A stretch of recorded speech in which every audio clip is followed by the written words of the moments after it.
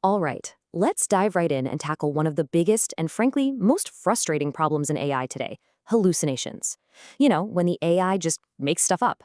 In the next few minutes, we're not just going to talk about the problem. Nope, we're going to build a practical 3-step toolkit that you can actually use to stop them in their tracks. I mean, we've all been there, right? You ask an AI for a seemingly simple fact, and what you get back is this beautifully written, totally plausible answer that is just completely and utterly wrong. That right there is the heart of the problem. It's when your AI is confidently incorrect. And this isn't some rare one-off glitch. Even the best of the best, the top-tier models, they all struggle with this. I mean, just look at these numbers. GPT-4, it can be wrong up to 10% of the time on factual stuff. Claude 3 is a little better, but still up to 8%. And when you look at some open source models, wow, that rate can skyrocket to a staggering 40%. For anyone trying to build a serious, reliable application on top of this tech, this is a huge deal. So just to make sure we're all on the same page, let's get a really clear definition down. An AI hallucination, it's when a model spits out information that sounds totally convincing, but it's just factually wrong. It's not supported by its training data, or sometimes it's just completely made up out of thin air. The key thing to remember is this: it's not just a simple mistake, it's a confident fabrication. And the stakes here, they can be incredibly high. I mean, seriously, think about the real-world impact. We're talking about lawyers accidentally submitting legal briefs that cite fake, non-existent court cases, or patients getting flat-out wrong medical advice, or investors basing huge financial decisions on data that's just plain wrong. This isn't about getting a trivia question wrong at a party. This is about serious, real-world consequences. So the big question is, how do we fix this? Well, the good news is, there's no single magic bullet. There's a really simple and powerful 3-pillar framework we can use. We're going to break it down into proactive prevention, information anchoring, and reactive detection. When you put these 3 together, they create a solid strategy for building much, much more reliable AI. Okay, let's break that down into 3 really clear, actionable steps you can take. It's super simple. First, we instruct. We give the AI clear rules to follow. Second, we ground. We give it the actual facts. And third, we verify. We make it double-check its own work. That's it. Instruct, ground, verify. That's going to be our mantra. That's your new toolkit. All right, let's dive into that first pillar: instruct. Our very first technique is all about setting clear expectations from the get-go. See, you can't just assume the AI knows to prioritize accuracy above all else. You actually have to tell it. You have to explicitly say, be accurate, and maybe even more importantly, be honest when you don't know something. And just look at the night and day difference a few extra words in your prompt can make. On the left, you've got this vague prompt: tell me about the history of the internet. That's just an open invitation to guess and fill in the blanks. But the prompt on the right, it's so much smarter. It sets a clear boundary, it demands high confidence, and forces the AI to admit when it's not sure about something. And this right here, is the result. It's perfect. The AI's output from that better prompt now includes this little note. It's more nuanced, it's way more honest, and at the end of the day, it's just so much more trustworthy. It's not just blindly giving an answer anymore. It's providing context and admitting that, hey, things can be complex. So why does this simple trick work so well?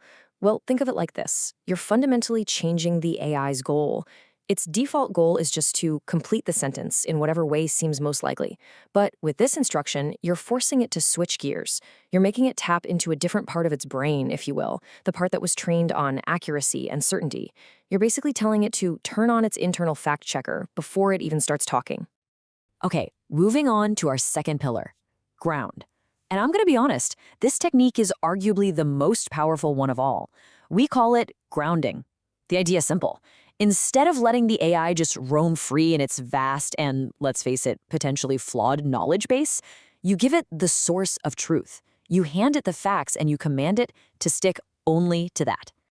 Here's a perfect example from a business setting. The bad prompt on the left, it's risky. The AI might pull some info from the document you gave it, but it might also mix in some generic stuff it knows about remote work policies. The good prompt on the right, though, is airtight. It uses the magic words based only on the provided document. And here's the proof in the pudding. Using that better prompt, the AI can now tell you what isn't in the document. And let me tell you, that is a massive win. It's not trying to be helpful by making things up anymore. It's sticking strictly to the facts you gave it, and it's smart enough to tell you the limits of that information. That's huge. So why is this so powerful?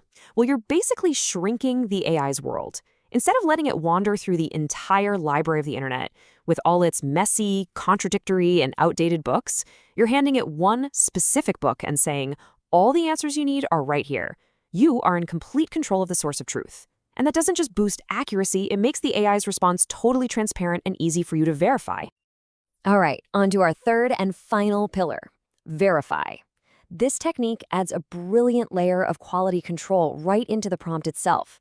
You're essentially telling the AI, hey, do the work, and then check your own work. You're building a self-correcting loop before the answer even gets to you. This is a fantastic example. If you just ask for a calculation, it's so easy for a tiny error to sneak in. But look at the prompt on the right. This is where it gets really clever. It doesn't just ask for the final number. It asks for the number and a step-by-step verification of how it got there. And just look at this beautiful result. I mean, how great is this? The AI literally gives you a verification table, it checks that the percentages add up to 100, it confirms the employee numbers match the total, it double-checks every single calculation. It's designed to catch its own mistakes before you ever see them. So why does this actually work?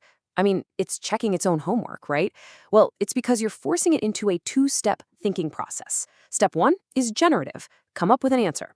But step 2 is analytical. Now critique that answer. It's like making it think twice. And that multi-step reasoning is way less likely to fall for those simple rush-to-a-conclusion errors. You're building a quality check right into the process itself. Okay, let's wrap this up and put a bow on your new prevention toolkit. It's 3 simple steps. Number 1, instruct. You have to give clear rules and demand accuracy and honesty. Number 2, ground. You provide the facts and you tell it to stick to them. And number 3, verify. Make the AI double-check its own work. That's it. Instruct, ground, and verify. If you can master these 3 simple techniques, you are going to build dramatically more reliable AI systems. It's that simple. Look, with these techniques in your back pocket, you're not just a passive user asking questions anymore. You're a director. You're commanding the AI with precision, demanding verifiable, factual outputs. You now have the tools to build things that are more reliable, more trustworthy, and ultimately way more powerful. So I guess the only question left is, what are you going to build?